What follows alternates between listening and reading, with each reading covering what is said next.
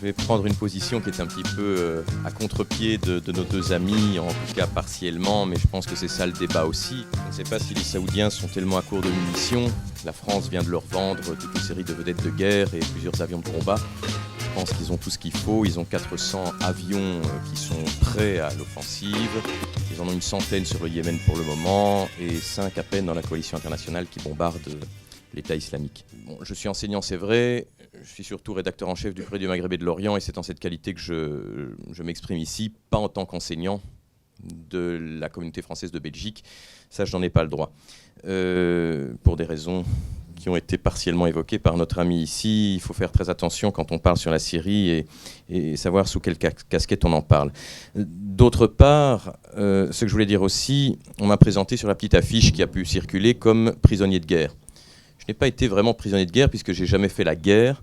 Par contre, j'ai été prisonnier 2 fois en Syrie. J'ai fait une vingtaine de voyages depuis 2011 en Syrie, que ce soit du côté du gouvernement, que ce soit du côté des rebelles. J'ai même été à certains moments avec Jabhat al-Nusra, à l'époque où c'était encore possible pour un occidental de prendre le risque de les accompagner au front. Et notamment en 2012, en mai 2012, j'avais été arrêté par le régime. Après 2 voyages pourtant sans problème. Premier voyage, j'étais entré en 2011, en juillet 2011, avec un visa du gouvernement syrien. J'avais pu circuler dans toute la Syrie. J'avais loué une voiture à l'aéroport de Damas et seul, j'avais sillonné la Syrie dans tous les sens.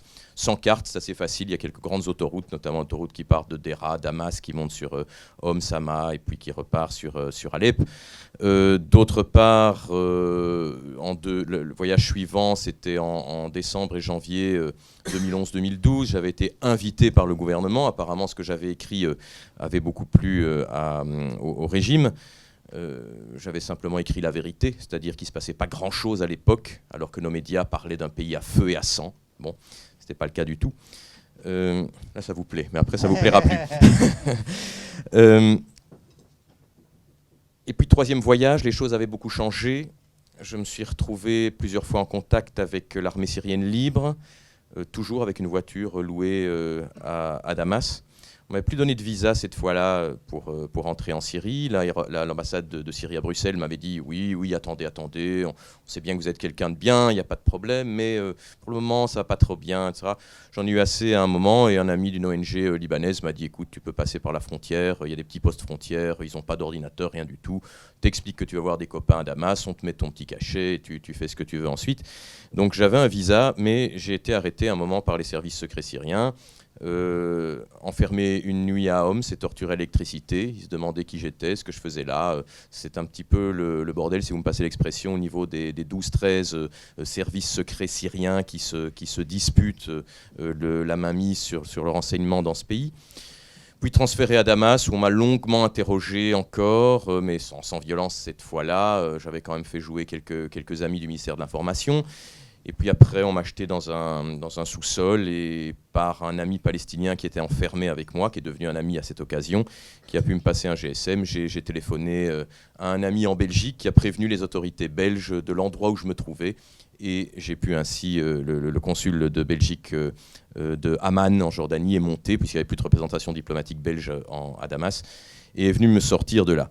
Donc j'ai vu les geôles du régime, j'ai aussi vu l'autre côté, puisque pendant 5 mois, en 2013, d'avril à septembre, j'ai été otage des brigades Al-Farouk, groupe islamiste modéré, comme on aime dire, enfin surtout brigand pour le moment. Et puis également, pendant quelques semaines, on a été sous la garde de Katiba de Jabhat al-Nusra, donc la branche dite syrienne d'Al-Qaïda, qui n'est peut-être pas si Al-Qaïda que ça, enfin ça dépend des Katiba des brigades. C'est un petit peu plus complexe. Donc durant ces 20 voyages, parce que je suis reparti depuis avec les milices chrétiennes, notamment au printemps dernier sur la Kabour, qui est un affluent de l'Euphrate, face à l'État islamique, donc dans les villages qui sont juste une petite rivière qui fait 5-10 mètres de large, et puis de l'autre côté, on a les positions de l'État islamique. J'étais avec les gars du YPG, les Kurdes de Syrie également. Bon, j'ai été un peu dans tous les camps. Et du coup, j'ai eu des positions parfois un peu différentes, qui étaient enfin pas des positions. Je témoignais de ce que j'avais vu sur le terrain. Ce qui a fort dérangé les mainstream. À un moment, on me qualifiait de grand ami de Bachar al-Assad, parce que En juillet 2011, j'étais là, oui, il n'y avait rien. Hein, il y avait eu un petit peu de riots dans certaines villes, il y avait quelques manifestations. Alors on vous montrait ici sur Euronews, France 24, etc. On voyait des grandes manifestations immenses. En fait, c'est toujours des plans serrés. C'est une impression qu'on avait parce que sur le terrain, il y avait 300-400 personnes qui se réunissaient généralement à la sortie des mosquées, attirées par rassemblées par quelques personnes d'obédience généralement islamiste. Et puis tout de suite, la police arrivait, tirait en l'air ou parfois sur la foule. Très vite, ça se dispersait, il n'y avait plus personne. Donc on n'avait pas du tout un pays à feu et à sang. Quand j'ai dit ça, on m'a dit, voilà, c'est le grand ami de Bachar. Il revient d'ailleurs de Libye où il a soutenu Kadhafi. Et bon, en Libye, j'avais bien vu qu'on n'était pas dans une guerre de libération, de révolution. Les tribus reprenaient leur espace naturel, leur territoire. Kadhafi avait réussi à maintenir tout ça plus ou moins en place. Bon, on allait vers l'éclatement. Évidemment, je n'ai aucune sympathie pour ce dictateur et tout ce qu'il a fait de pas très joli. Mais d'un autre côté, ceux qui connaissent l'état de la Libye aujourd'hui, à choisir entre la peste et le choléra, un bon rhume, ça vaut quand même mieux. Alors, voilà. Puis, quand j'ai été torturé par le régime, j'ai témoigné de ce que j'ai vu dans les prisons, parce que bon, moi, on m'a un peu passé l'électricité, c'était bien gentil, mais on m'a laissé vivant.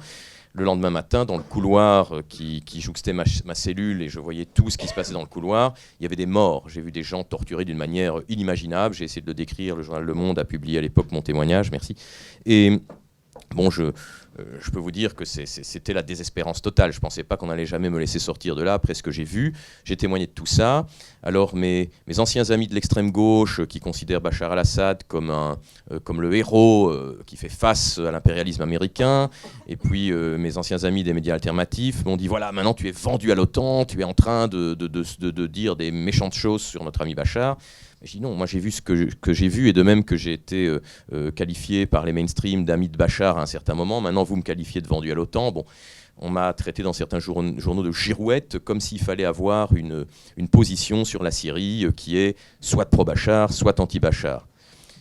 Moi j'ai fait énormément de terrain, j'ai témoigné de ce que j'ai vu, et forcément j'ai vu des choses différentes. Il y a du pas joli dans un camp et du pas joli dans l'autre.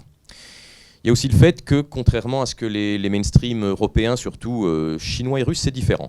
Mais les mainstream occidentaux, américains aussi, ont considéré leur fil conducteur, si vous voulez, c'est que la révolution syrienne n'est pas du tout, enfin révolution devenue guerre civile, devenue maintenant guerre entre le gouvernement de Bachar al-Assad et l'État islamique, parce que l'armée libre, il n'en reste plus grand-chose. Mais ce n'est pas du tout un phénomène linéaire, du genre Tunisie ou Égypte. On s'est complètement trompé sur le printemps arabe. On a considéré qu'on avait une grande vague d'une société civile arabe qui émergeait d'on ne sait où, en fait, brusquement, et qui... On n'a que 6 pays arabes, sur le nombre de pays membres de la Ligue arabe, c'est pas grand-chose, qui ont bougé. Et dans ces 6 pays, on a 2 cas probablement très similaires, l'Égypte et la Tunisie, et puis 4 autres cas tout à fait différents qui n'ont rien à voir avec une révolution populaire contre la dictature. Ce n'est pas ce qui s'est passé en Syrie, en tout cas ce n'est plus ce qui est le cas en Syrie maintenant. Donc cette révolution syrienne, elle a commencé comme une révolution, puis elle s'est très vite... il y a eu une sorte d'involution avec l'arrivée des islamistes, puis maintenant on est dans autre chose, après un passage par un temps de guerre civile. C'est pas un phénomène linéaire, il y a eu beaucoup de changements. Alors on a dit Pichina Prata, c'est une girouette, il change d'avis tout le temps. Non, je ne change pas d'avis tout le temps, simplement la révolution elle a beaucoup changé, et les médias mainstream feraient bien d'avoir des gens sur le terrain et de faire attention à ce qu'ils disent. Alors, après tout ça, moi, ce que je vais vous faire ce soir, c'est simplement un petit historique de cette révolution, involution, guerre civile, guerre entre le gouvernement syrien et l'État islamique, pour remettre un petit peu les pendules à l'heure. Et je vais commencer au 15 mars 2011. Le 15 mars 2011, c'est Hadera. C'est la date symbolique du début de la révolution syrienne. Pour moi, ça ne commence pas du tout à ce moment-là. Vous verrez, ça commence le 7 mai 2012, un petit peu avant. 15 mars 2011, qu'est-ce qui se passe? On est dans le contexte du printemps arabe, ça a déjà bougé dans plusieurs pays, notamment la Tunisie, l'Égypte, un petit peu la Libye. Et on a une classe assez cultivée en Syrie. Je veux dire, les Syriens ne sont pas des yéménites, ce ne sont pas des va-nu-pieds intellectuels. On a une forte éducation, ça c'est vrai. Le régime a ouvert l'éducation dans sa phase socialiste. Enfin, je ne crois pas que maintenant le régime soit encore très socialiste, mais à l'époque d'Hafez el-Assad, certainement. Il y a eu une scolarisation des masses populaires. On a donc beaucoup de diplômés, beaucoup de gens qui savent lire, écrire, à peu près tout le monde, très peu d'analphabétisme, et donc des gens qui savent, qui lisent les journaux, qui s'informent par la parabole. Hein, enfin, il faut quand même le dire, la télévision syrienne, c'est quand même la grosse propagande, comme à l'époque soviétique. Hein, mais bon, au début, les paraboles étaient interdites, puis les gens ont commencé à en avoir, puis bon, le régime a un peu laissé faire, et donc bon, on voit ce qui se passe, on capte très bien le Jazeera, donc les Syriens savaient ce qui se passait par là, en Tunisie, en Égypte, et il y a eu un mouvement qui est parti d'un incident, quelques jeunes qui ont voulu un peu imiter les Tunisiens à Deraa, qui ont écrit des slogans très hostiles au régime sur les murs de la ville, qui ont été arrêtés.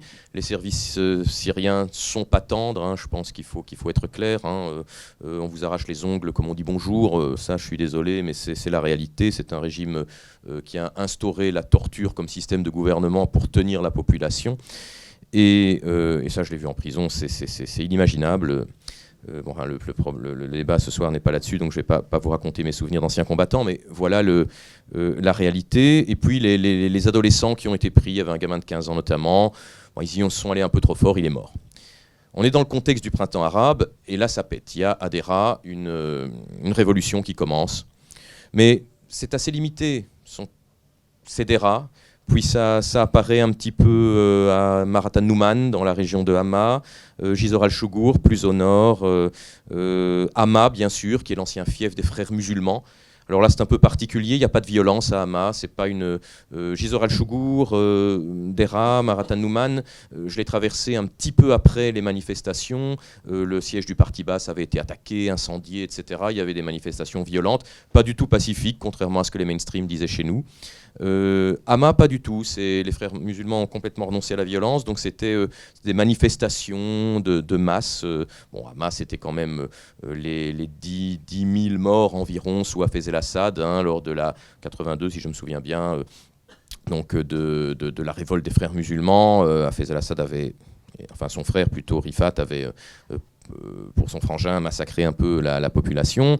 Donc voilà, on est dans ce trip-là. Mais là, c'était assez cool. Moi, j'étais rentré dans Hama avec une autorisation du gouvernement et de l'armée. J'avais rencontré les manifestants. Petite parenthèse, il y avait un truc très marrant. Juste une parenthèse à propos des mainstream, parce que j'aime bien taper dessus de temps en temps aussi et de rappeler leur couillonnade, excusez-moi, mais quand j'ai quitté Hama, c'était le 15 juillet 2011, je m'en souviendrai toujours. Je suis allé à Safita, dans la zone chrétienne, ensuite vers la côte, et là, dans les montagnes entre Hama et la côte, et là, j'ai allumé la télévision le soir, et Euronews France 24 annonçait 500 000 manifestants dans Hama. Il y a un petit souci là, parce que moi, je viens de filmer tout ça. C'est pas normal, il n'y a pas 400 000 habitants dans Hama, et la ville était cernée par Le Monde aussi. Le Monde a parlé de 600 000 manifestants, lui. Et en fait, avec le rédacteur en chef, à l'époque, je travaillais pour Afrique-Asie, le rédacteur en chef et moi, nous avons compté sur mes films le nombre de personnes. Sur la place centrale, il y avait entre 4 et 5 000 personnes.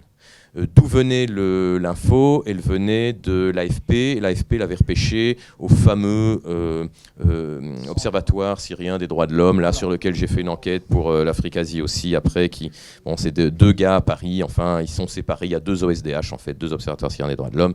Enfin, médiatiquement, c'est le foutoir complet sur la Syrie. On est désinformés, mais ils font pas exprès. Hein, je veux dire, les rédactions sont en sous-nombre. Je crois pas qu'il y ait un complot là derrière ou que le gouvernement fasse passer un message ou autre. Je crois tout simplement c'est de l'incompétence. Ce que François Mitterrand appelait la sous-culture journalistique, c'est pas nouveau. Et puis les pauvres, bon, on réduit les budgets, hein, attention, hein, là où dans les années 60, il y avait 100 personnes dans une rédaction, maintenant il en reste 10 ou 12. Hein, il faut faire attention à ça aussi. Ils ne sont pas responsables de toutes leurs bêtises. Ce que tu as raconté tout à l'heure, pour moi, c'est ce que j'ai vécu aussi quand j'étais invité par le régime en décembre 2011. C'est le petit trip habituel, quoi. Le voyage organisé. On commence effectivement par l'hôpital. Je crois que c'est Tishrine que tu allais voir, non? L'hôpital. Et là, oui, on a évidemment les comédiens, quoi, du régime qui présentent les soldats qui sont frappé par les méchants terroristes. Puis après, on passe effectivement au témoin qui débarque de nulle part, ou à la petite manifestation improvisée sur laquelle tu tombes par hasard, et qui vient dire, vous voyez, nous, on n'a pas peur de dire contre le régime, hein, on est libre ici. Puis après, j'ai noté ce que, voilà, on a l'ancien repenti, rebelle, qui vient dire, finalement, on s'est trompé, le régime, il n'est pas si mal que ça, et les méchants, c'est pas ceux-là. Puis on va à Maloula, bien sûr, les monastères de Saint-Serge et Bacchus, où on voit les pauvres sœurs éplorées qui racontent que les méchants terroristes, etc.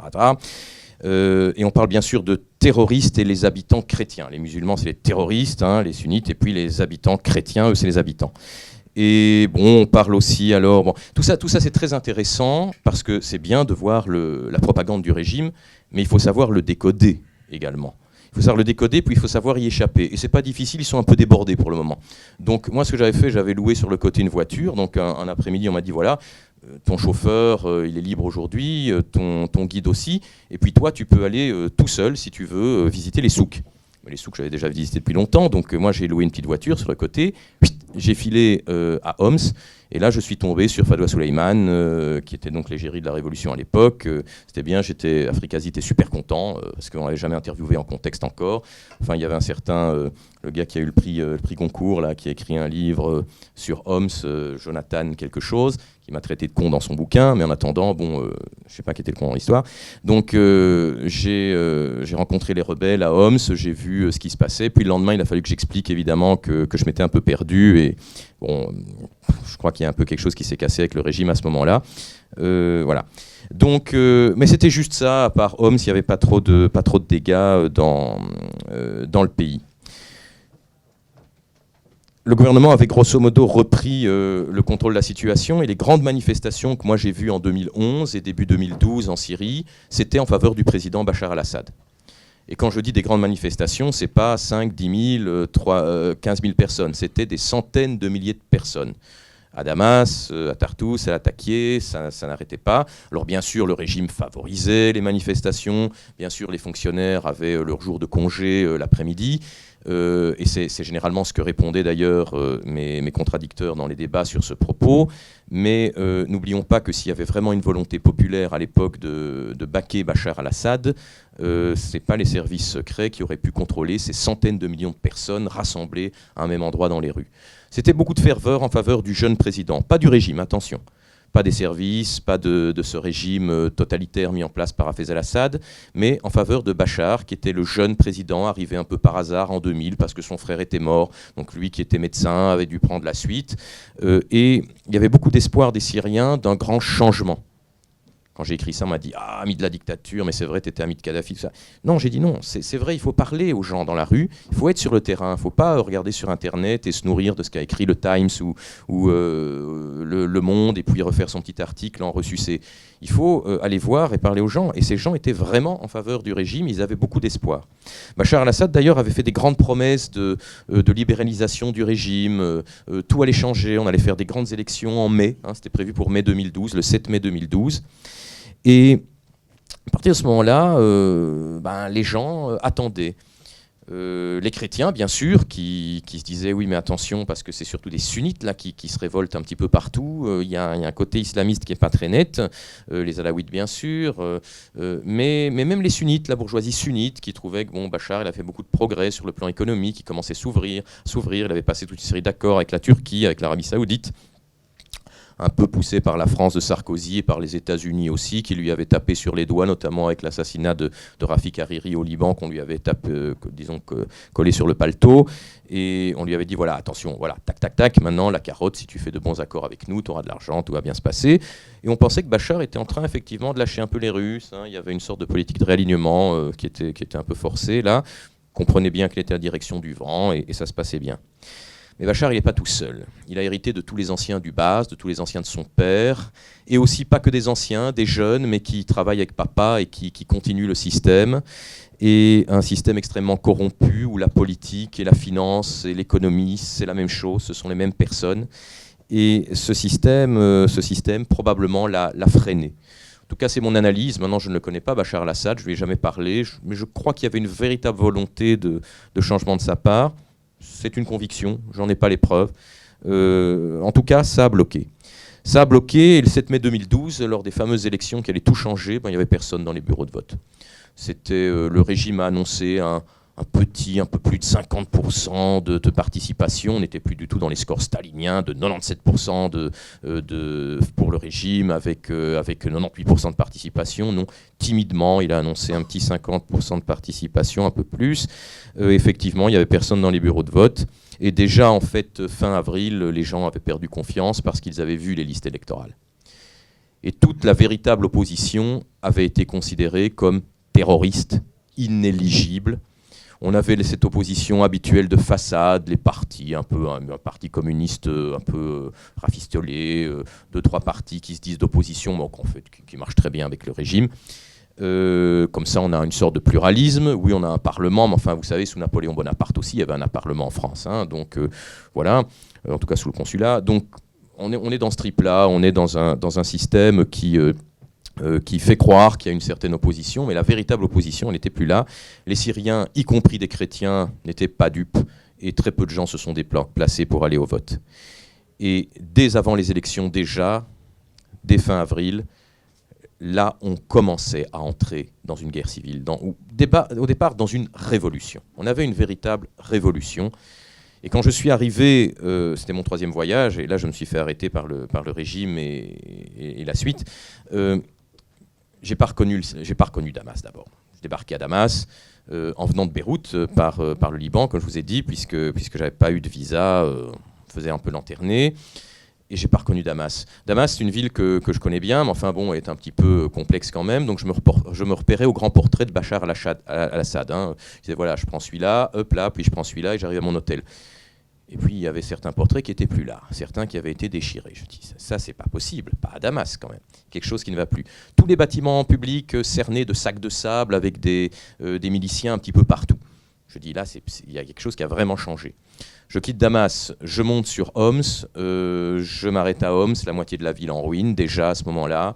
Je continue Talbicher, un petit village juste après, enfin une toute petite ville, des ruines partout, à Rastan, je continue sur Hama, j'entre dans Hama, là c'était les manifestants et se faisaient tirer dessus par...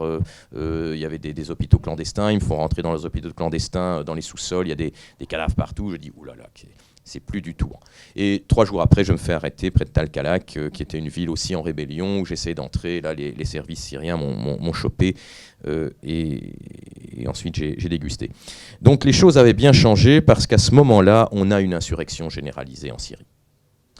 On a une insurrection généralisée, principalement sunnite, évidemment, la minorité alaouite a peur, se resserre autour du régime, en partie les chrétiens aussi, mais pas tous, j'ai rencontré des chrétiens dans l'opposition. Et commence à s'organiser alors l'armée syrienne libre. Je vois qu'il est presque temps, je vais essayer de faire vite dans les quelques minutes qui me restent. L'essentiel est dit. On a cette armée syrienne libre qui s'organise. Qui sont ces gens? Alors là, je suis souvent allé avec l'armée syrienne libre, je les connais très très bien. J'étais à l'état-major avec le colonel Ahmed Jabel al-Okaïdi, qui était le commandant en chef de l'armée syrienne libre à Alep, le principal bastion de l'armée libre. J'ai passé des jours et des jours avec l'état-major, j'ai rencontré ses officiers, son staff, j'étais au front avec eux pendant plusieurs semaines pour le journal Le Quotidien belge Le Soir, qui m'a envoyé comme correspondant là, et j'ai fait un tas de reportages et de chroniques pour eux. Et là, franchement, ce sont des gens simples, des citoyens qui ont commencé à s'armer pour lutter contre la répression policière et puis militaire du régime, au niveau des quartiers, avec des armes blanches. Ensuite, ils ont été rejoints par des militaires qu'on a envoyés contre eux. Mais bon, le régime a bien essayé de jouer un petit peu, d'envoyer des militaires d'Alep à Dera, de Damas à Homs, de Homs à Deir ez-Zor, etc., pour pas qu'ils tirent sur leurs frères et leurs cousins. Mais enfin, ils savaient quand même bien qu'ils tiraient sur des gens de leur peuple, qui leur avaient rien fait, que le régime n'était pas très net. Donc beaucoup ont commencé à déserter, et puis des officiers ont déserté, comme Ahmed Jabel al-Qaïdi, qui était un officier très, très bien, en très bonne position dans l'armée syrienne, et qui ont cru que le changement était possible, et qui ont encadré ces milices de quartier, ont commencé à les armer, ils ont attaqué des arsenaux, ils ont pris des armes, et progressivement, ils ont réussi à se structurer en une armée syrienne libre. Cette armée syrienne libre, ensuite, qui apparaissait ici et là, à travers ces officiers, ce réseau d'officiers déserteurs, se sont structurés, ont créé un commandement commun qui a été proclamé à Idlib. Et on a eu là la chance pour la Syrie de renverser ce régime dictatorial avec des gens qui n'étaient pas des islamistes, qui étaient des laïcs, des démocrates, et qui auraient pu réellement conduire la Syrie sur la voie de la démocratie. Certainement avec beaucoup de difficultés, mais je pense que c'était possible. C'était bien organisé. L'Occident ne les a absolument pas aidés. À rien. On a raconté, l'extrême gauche a raconté que ouais, c'était un complot des États-Unis, qu'il y avait des armes qui passaient, qu'ils étaient surarmés, etc. Écoutez, moi j'ai été au front avec eux, ils comptaient les cartouches, ils se distribuaient des cartouches dans des sacs en plastique. Toutes des armes chinoises et russes usagées qui venaient des arsenaux du régime dont ils avaient pu s'emparer. C'était absolument pas un complot américain. Mais voilà, le problème, c'est que le meilleur allié d'Israël dans la région, c'est Bachar al-Assad. Depuis 1973, depuis le dernier conflit israélo-arabe, Israël n'a même plus besoin de mettre des soldats sur le Golan. La meilleure sécurité, c'est l'armée syrienne qui empêche les centaines de milliers de Palestiniens qui sont organisés, réfugiés en Syrie, de passer la frontière et d'aller commettre des attentats en Israël. Hein, c'est clair. Donc les prisons, moi je les ai vues, j'étais étonné de voir autant de Palestiniens de 2012 dans les prisons syriennes. Donc voilà, ça c'est la bonne histoire. Alors affaiblir le régime de Bachar al-Assad pour forcer son réalignement, certainement que tout le monde s'est frotté les mains dans les chancelleries occidentales quand la révolution a commencé, mais de là à faire tomber le régime et avoir un régime arabe démocratique juste à côté d'Israël, voire un régime islamiste, non, ça c'était pas possible. Donc le régime, on l'a bien laissé en place, comme on a laissé en place Saddam Hussein pendant 10 ans en Irak pour lui imposer son programme Oil for Food. Je ne développe pas parce que je suis en train de dépasser mon temps de parole. Donc aucune lettre de l'Occident, ça je peux vous le certifier, et que ce soit à Deir ez-Zor, que ce soit à Alep, que ce soit à Homs, j'ai été à Hama, Marat al-Numan, etc. J'étais souvent avec l'armée libre, c'était des citoyens qui s'étaient armés comme ils pouvaient, et ils n'avaient pas d'armement occidental. Par contre, le régime, lui, a été aidé par la Russie, indirectement d'abord, plus directement maintenant, par l'Iran très directement, avec des milices iraniennes qui sont actives à côté des troupes de Bachar al-Assad, et le Hezbollah, bien sûr, qui massivement a été présent, Hezbollah libanais. Donc, quand j'ai été pris en otage à Al-Qousser, près de Homs, la ville est tombée parce que le Hezbollah l'a pris d'assaut. Sans l'aide du Hezbollah, le régime syrien n'aurait pas pu prendre la ville, probablement. Alors revenons maintenant à la bataille d'Alep qui commence en juillet 2012, très vite. Hein, l'armée libre est convaincue, et je vous assure, pour avoir parlé avec leurs officiers, aussi bien la base que les officiers étaient convaincus que l'Occident était derrière eux. Ils vont lancer 2 grandes offensives en juillet 2012, à quelques jours d'intervalle. La bataille de Damas d'abord, qui va être un échec tout de suite, et la bataille d'Alep, qui elle va être un demi-succès, puisqu'ils s'emparent à peu près de la moitié de la ville. Pas d'aide de l'Occident. Ça va très très vite. Fin du mois d'août 2012, je vois déjà le changement. Les islamistes commencent à arriver. Et les islamistes sont de plus en plus nombreux. Je retourne là en octobre, puis en novembre 2012. Et là, je ne vois quasiment plus d'armée libre. Les principaux postes que j'avais visités avec l'armée libre sont aux mains des islamistes. Jabhat al-Nosra, c'est avec eux que je vais au front. C'est sur eux que je fais des reportages. Je rencontre à Atmeh, dans la région d'Idlib, plus au nord, un commandant de l'armée libre complètement désespéré, que je connaissais bien. Alors là, c'était une caricature. Vous avez le village d'Atmeh. D'un côté, il y avait le camp de l'armée libre. De l'autre côté, il y avait le camp de Jabhat al-Nosra. En une semaine, il avait 50 combattants. Il en avait 4 ou 5 à la fin. Ils étaient tous passés chez Jabhat al-Nosra. Certains me disaient, bon, on n'est pas spécialement islamiste, mais voilà, eux, ils ont des armes parce que les monarchies du Golfe les financent. Koweït, Qatar, Arabie Saoudite, et ils ont tout ce qu'ils veulent. Ils n'ont pas que des armes, ils ont de la nourriture, ils ont des bonnets pour l'hiver, des chaussures, ils ont des pulls, lovers, etc., tout ce qu'il leur faut.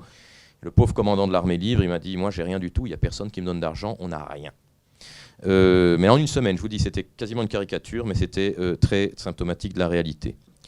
C'est l'islamisation de la révolution dès fin août 2012, puis novembre surtout, et d'autres factions, hein, comme Ahrar Hasham par exemple, qui entrent en jeu, Liwa al-Tawhid, encore assez modéré ceux-là, Liwa al-Haq, etc. Bah, c'est des centaines de différentes katibas, brigades islamistes aidées par les monarchies du Golfe. L'ASL a perdu, c'est fini. Et ce phénomène de vase communicant va lui faire perdre une grande partie de ses combattants. Début 2013, on est dans une autre configuration. l'armée libre déjà n'existe plus. Moi, j'étais là en janvier 2013 dans la région d'Idlib. Partout, il y avait le drapeau noir avec l'inscription « Il n'y a de Dieu que Dieu ». C'était Jabhat al-Nosra. On ne parlait pas encore d'État islamique. Et au printemps 2013, là j'étais otage, mais avec les djihadistes, de temps en temps, on voyait ce qu'eux regardaient à la télévision, et on voyait les télévisions des différentes katibas, des différentes rébellions locales. C'était l'État islamique qui était en train de monter partout. Juin 2013, c'est fait, l'État islamique est intégré en Syrie, il est installé, il a fédéré la plupart des katibas islamistes. Jabhat al-Nosra, la branche Al-Qaïda Syrie, se brise en deux, à peu près 50% rejoignent l'État islamique, les autres sont aujourd'hui une composante à part qui se bat aussi bien contre l'ASL que l'État islamique. Et on peut dire qu'au printemps 2013, on a maintenant une guerre entre le régime et l'État islamique en Syrie. Il y a bien un reliquat d'ASL dans le sud, du côté de Deraa, surtout dans le nord-ouest d'Alep, mais à part ça, la donne elle est complètement entre le régime et l'État islamique. Alors, que se passe-t-il maintenant? C'est ma conclusion. Ce qui se passe maintenant, c'est pas grand-chose au niveau des fameuses négociations qui ont repris à Genève. Genève combien maintenant? 3, 4, je ne sais plus suivi. Qui on a cette opposition étrangère, ces politiciens qui n'ont plus aucun contact avec les combattants sur le terrain, le Conseil national syrien qui palabre, mais qui n'a aucune emprise sur ce qui se passe sur le terrain. Le régime qui veut bien y aller, mais bon, soyons pas dupes, avec son petit sourire en coin, parce qu'il sait bien que ça mènera à rien du tout et qu'au contraire, ça montrera la faiblesse de l'opposition. Et on a l'État islamique et Jabhat al-Nosra qui sont les principales forces d'opposition, quasiment les seules, sur le terrain, qui ne sont pas invitées puisque ce sont des terroristes et que personne n'en veut. Donc voilà, aujourd'hui la question, c'est est-ce que vraiment l'État islamique est en recul, comme on est en train de le dire, face au régime, face aux Kurdes, face à la coalition internationale, face à la Russie aussi, qui bombarde l'État islamique, mais qui aussi est en train d'achever Jabhat al-Nosra et ce qui reste de l'ASL, il ne faut pas se leurrer non plus. Et puis aussi, on y répondra peut-être dans les questions, quel est le rôle de l'Iran dans tout ça? Parce que l'Iran, vous le savez, a des troupes en Irak qui se battent contre l'État islamique, des milices, soutient les milices chiites proprement irakiennes. Et l'Iran en a besoin parce que nous n'enverrons pas de troupes au sol, nous en Occident. Nous ne voulons pas voir griller des soldats français, belges, hollandais, que sais-je, dans des cages en fer, comme c'est arrivé aux pilotes jordaniens. Et les frappes aériennes, je pense que vous en parlerez mieux que moi, ne suffisent pas à éradiquer l'État islamique, même si ça l'arrête en pleine, quand on peut viser des colonnes. Dans les villes, ça ne marche pas. Et n'oublions pas que la plupart des villages sunnites de Syrie et d'Irak soutiennent l'État islamique par opposition aux chiites, notamment en Irak, où l'armée chiite de Nouri al-Maliki, le Premier ministre du gouvernement pro-américain qui a remplacé Saddam Hussein en 2003, cette armée exclusivement chiite. On a viré tous les anciens bassistes qui étaient essentiellement sunnites. Toute cette armée chiite a brimé pendant des années les tribus sunnites qui ont accueilli à bras ouverts l'État islamique. Donc l'État islamique est sur son territoire aussi quelque part. Et ça, il faut bien le dire. Voilà, je vous remercie.